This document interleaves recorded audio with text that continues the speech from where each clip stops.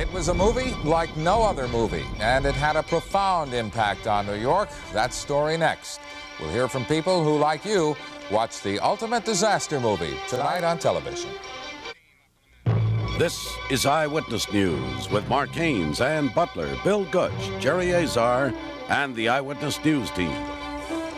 Good evening. Here's what's happening. Most of you who watched the ABC movie The Day After are probably still feeling just a little numb right now. Maybe you discussed what you saw with your family and friends. It still leaves you, though, wondering about life, about the world, and about what you'd do if you knew the nuclear missiles were in fact on the way here. Well, our reporter McGee Hickey has been out all night gauging New York's reaction to The Day After. More than 700 people packed Riverside Church tonight to watch The Day After. Many said they came here because they were afraid to watch it alone. While the TV movie was being shown, the streets of New York were a lot less crowded than usual for a Sunday night. Even in the Times Square area, which is usually so crowded, these streets are relatively empty. And ticket sales at some movie theaters were off by as much as 50%. Why aren't you at home watching The Day After? Well, I had commitments and I had to go out, that's why. But I really would like to see it. I'm at work and I'm on my lunch break right now, but my mother's home watching the movie right now. Most bars in the city showed The Day After on their screens. Business at this bar dropped off by half. This has been so hyped in the other areas of the media that people are just sticking home to watch it, and it's affecting us dramatically here. I teach 4th grade at St. Anthony's in the Bronx, and I think that my children will want to discuss this tomorrow, and I want to make sure that I caught it. You could have stayed home. Well, I was out this evening, and I needed to find a place with a television, and this seemed the most appropriate. Once the TV movie was over here at Riverside Church, volunteers passed out pieces of stationery and asked everyone to write a letter to a loved one detailing their reaction to the TV movie. This woman wrote a letter to her 2-year-old daughter. Under the letter, a carbon to be sent to the White House. My letter says that I witnessed an illustration of the horrors of nuclear destruction and what it can do. And I promise her that in some way I will try to make sure that we never have to experience that. Volunteers then linked the White House letters into a chain to be sent to the president. Riverside Church leader Dr. William Sloan Coffin, a leader in the nuclear freeze movement, then led a discussion. I think we have to be a lot more serious about disarmament. See, most Americans wish for peace, but they don't will it.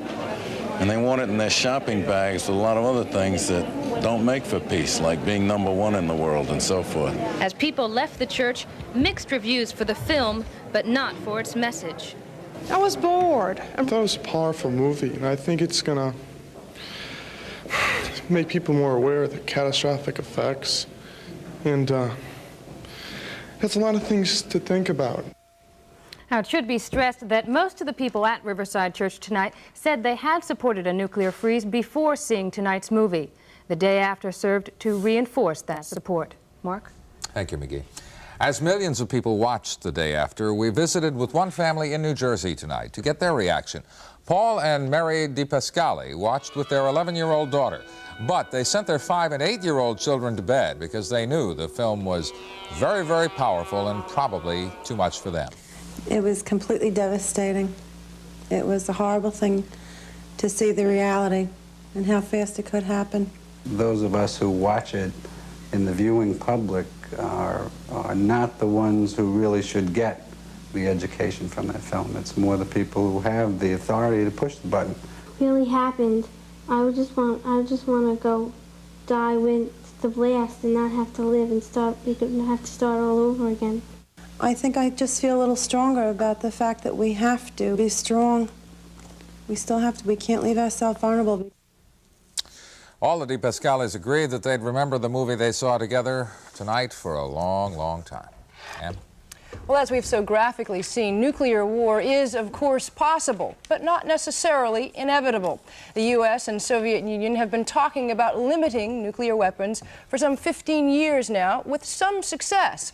However, as John Slattery tells us, the arms race does continue.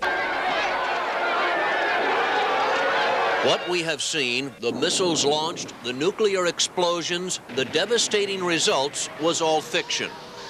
But what brought us to that point is fact. It's something we've been living with for years.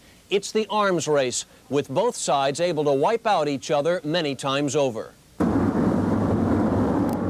Both sides have missiles able to deliver more than one nuclear bomb or multiple warheads. The number of U.S. nuclear missiles, 1,975. The number of U.S. warheads, 9,200. The Soviet missiles, 2,750. The number of warheads, 8,800. The Soviets' intense buildup of nuclear arms began 21 years ago after the Cuban Missile Crisis. They built missiles, we built missiles. Our thinking was the only way to deter an attack was to have equal nuclear strength. The arsenals were growing so large that finally both sides saw the need to talk. SALT talks. SALT I was an attempt to limit strategic arms, but after an agreement was reached, the Soviets still had the lead. And they not only wanted to maintain the lead, but increase it, which they proceeded to do under SALT I. Next, SALT II, another attempt, but the Soviet buildup went on. We've made proposal after proposal after proposal, as the record shows, and they've just been rejecting, sidestepping it, making excuses, or outright camouflaging their own buildup. With the Reagan administration, there was a new fervor for building defense and a continued concern about the Soviet threat. Today, in virtually every measure of military power, the Soviet Union enjoys a decided advantage. Much of the buildup has been medium-range missiles aimed at Western Europe. So the U.S. and NATO decided to install medium-range missiles of their own, 572 Cruise and Pershing II missiles. The first of the missiles were delivered to England just last week. It sparked protests all over Europe, and the Soviets walked out of the Geneva talks. The issue is so volatile because of this. Long-range missiles fired between North America and the Soviet Union take 30 minutes to reach their targets. But medium-range missiles fired between the Soviet Union and Western Europe take only 8 minutes to reach their targets. Not nearly enough time to check out whether blips on radar are missiles or just electronic mistakes.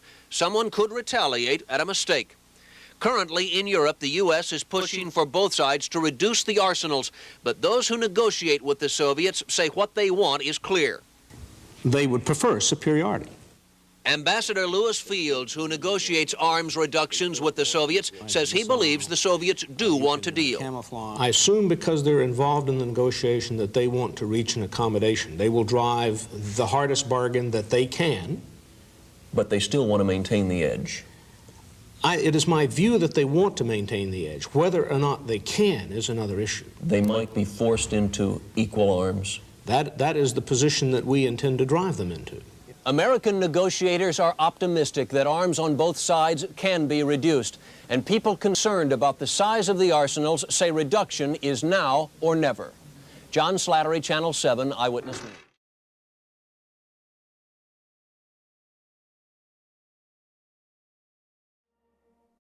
Russia's Vladimir Putin is threatening nuclear war. President Biden comes to Europe when nuclear war is a possibility. Might be time to restock the fallout shelter. Vladimir Putin just threatened nuclear war. There's a huge possibility about a third world war. 7 in 10 people fear the possibility of a nuclear war.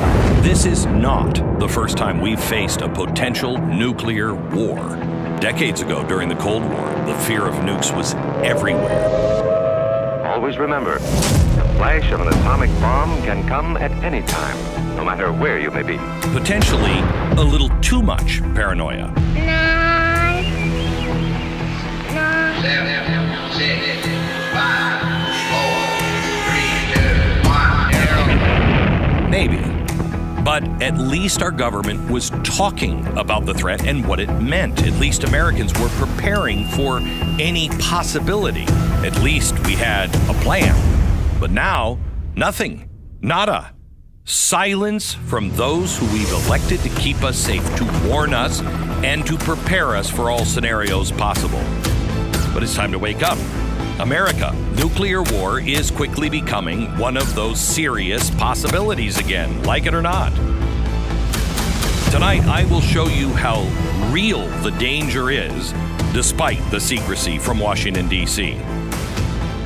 Now, according to a new study of people in the U.S. and Britain, far too many people don't even understand what a nuclear disaster means.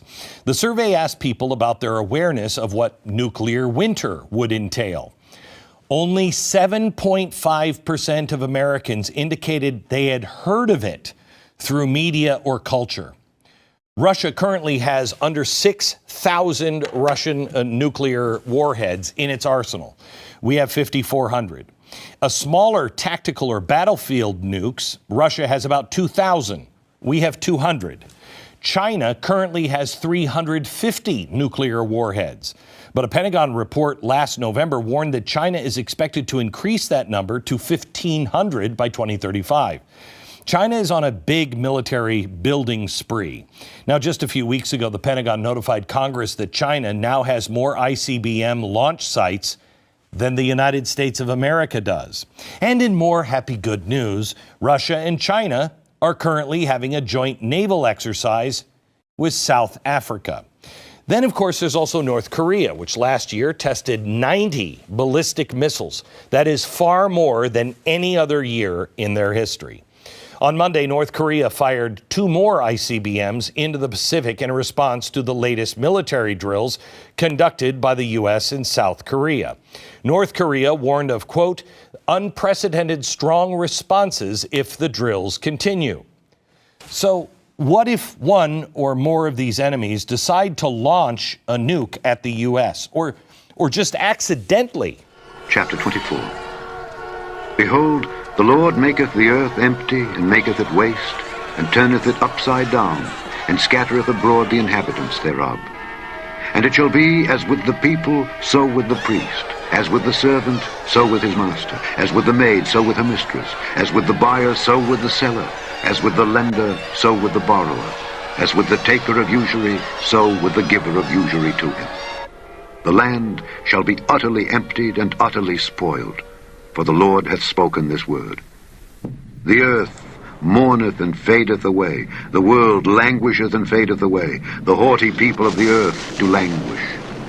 The earth also is defiled under the inhabitants thereof, because they have transgressed the laws, changed the ordinance, broken the everlasting covenant.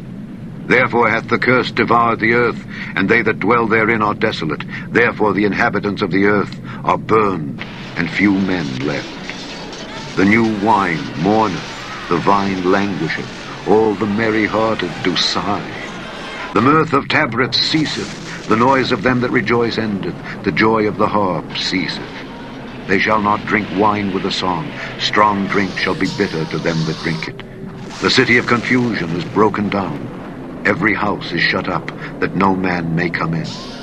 There is a crying for wine in the streets, all joy is darkened, the mirth of the land is gone. In the city is left desolation, and the gate is smitten with destruction. When thus it shall be in the midst of the land among the people, there shall be as the shaking of an olive tree, and as the gleaning grapes when the vintage is done. They shall lift up their voice, they shall sing for the majesty of the Lord, they shall cry aloud from the sea. Wherefore glorify ye the Lord in the fires, even the name of the Lord God of Israel in the isles of the sea. From the uttermost part of the earth have we heard songs, even glory to the righteous. But I said, my leanness, woe unto me. The treacherous dealers have dealt treacherously, yea, the treacherous dealers have dealt very treacherously. Fear and the pit and the snare are upon thee, O inhabitant of the earth.